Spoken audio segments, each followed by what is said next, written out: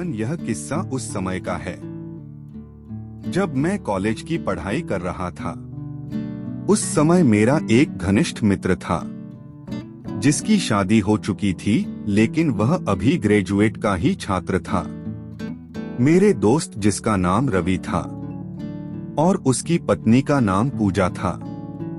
हम दोनों एक दूसरे के घर आते जाते थे क्योंकि हमारा घर एक ही मोहल्ले में था, तो पूजा से कभी कभी हमारी मुलाकात हो जाती थी।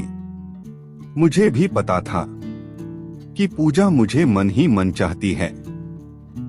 कुछ समय बीतने के बाद मेरे दोस्त रवि का जन्मदिन था, तो उसने आसपास के लोगों के साथ मुझे भी अपने जन्मदिन में बुलाया था। मैं भी गया, वहां देखा तो सभी लोग आए हैं और मेरा ही इंतजार हो रहा था। मुझे देखते ही रवि की पत्नी पूजा मेरे पास आए। उसे देखकर मुझे पहचाना मुश्किल हो गया। उस दिन इतनी सजी हुई थी कि उसके वक्ष मानो बाहर निकलने को बेताब है।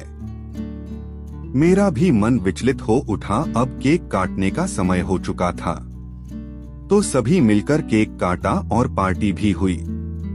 सभी लोगों ने जमकर मग पदार्थ पिया, लेकिन मैं लिमिट से बाहर नहीं हुआ।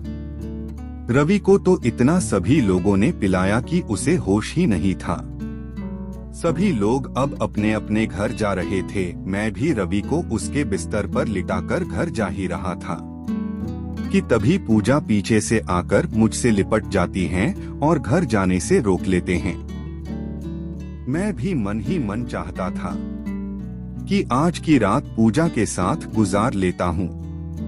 हम दोनों दूसरे बेडरूम में गए और पूजा भूखी शेरनी की तरह वह मुझे खा ही जाएगी, मानो कितने दिनों से प्यासी हो। फिर हम दोनों ने रात भर एक दूसरे की प्यास को बुझाया। सुबह में जल्दी अपने घर चला गया ताकि रवि को इसकी खबर ना लगे।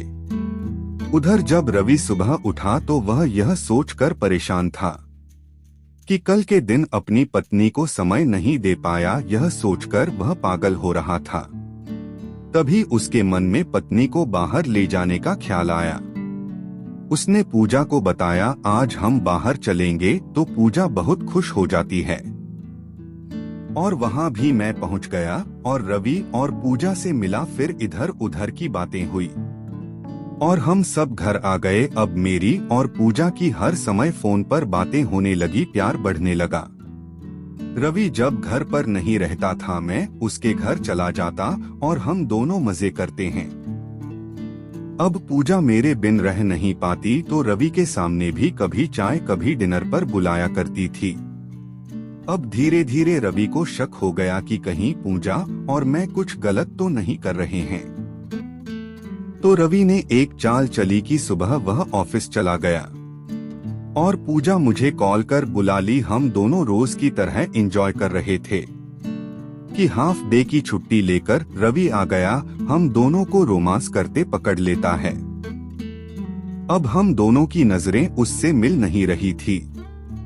रवि भी आग बबूला हो गया और उसने पूजा को तलाक दे दिया। हम दोनों रवि के घर से निकलकर मैं अपने घर आया और दोनों रहने लगे। कुछ दिन बाद हम दोनों के बीच छोटी छोटी बातों पर लड़ाई होने लगी। तभी मेरे मन में एक सवाल आया, जो औरत अपने पति को अपने शारीरिक सुख के लिए उसे पीठ पीछे गद्दारी कर सकती है, तो यह मेरे साथ क्यों नहीं कर सकती। इसी बात पर मैंने भी उसे कह दिया कि मैं किसी और से शादी करना चाहता हूँ और मैंने किसी और से शादी की और वह मेरे पास से चली गई। इधर रवि भी अब किसी पर विश्वास नहीं करता है। इस कहानी से हम सबको सीखना चाहिए कि जो लड़की या लड़का आपके धन, आपके जिस्म से प्यार को देखकर आपके पास आई हो, उस पर कभी भी विश्वास नहीं किया जा सकता। वह कभी भी आपके साथ विश्वासघात कर सकता है। धन्यवाद।